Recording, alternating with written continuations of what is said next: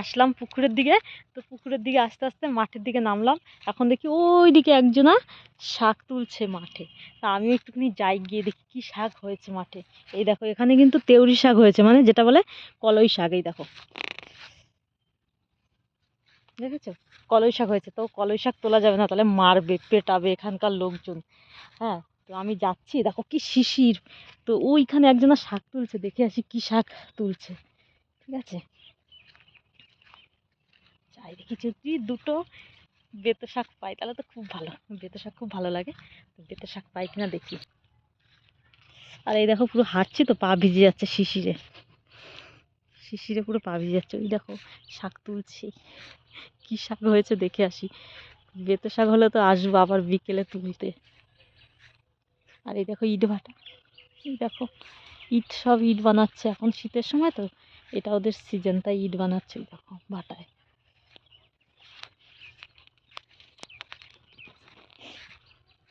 দেখো কত শাক। কি শাক হয়েছে এর মধ্যে? অনেক,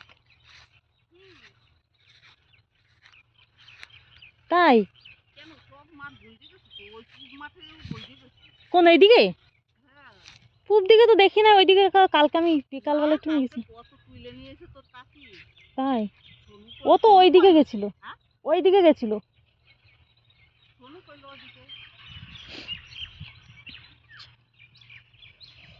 এই যে ছোট ছোট হয়েছে বেতো শাক। যাক, বিকেল বেলা এসে কটা তোলা যাবে এখানে, বিকেলে এসে কটা বেতো শাক তোলা যাবে। এখন তো কুয়াশায় ভিজে যাচ্ছে নিশিরে। আবার বকা দেবে না যার ক্ষেত? কার ক্ষেত এটা, বকা দেবে না?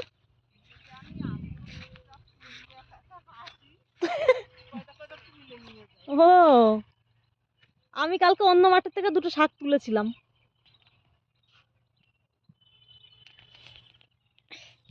এই দেখো বেতো শাক।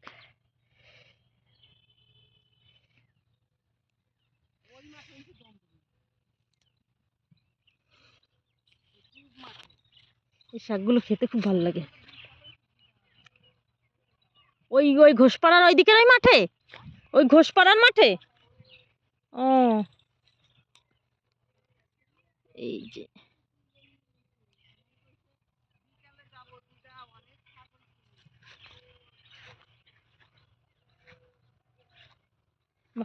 এইদিকে আবার ধনে গাছ হয়েছে। এদিকে ধনে পাতা, এখান থেকে ধনে পাতা নিয়ে যাবো চুরি করে। ধনে পাতা চুরি না করে খেলে টেস্ট হয় না ধনে পাতায়। ধনে পাতা চুরি করে নিয়ে যেতে হবে এখান থেকে। আচ্ছা, কটা শাকই তুলে নিই এখান থেকে। আসলাম যখন, আমার শাক খেতে দারুণ লাগে। আসলাম যখন, এই যে কটা শাক, এই ছোট ছোট কিন্তু প্রচুর হচ্ছে। একটু জল পেলে এ পুরো গুড়ি গুড়ি, এই জায়গাটা পুরো ভরে গেছে। এই যে পুরো ভরে গেছে গুড়ি গুড়ি।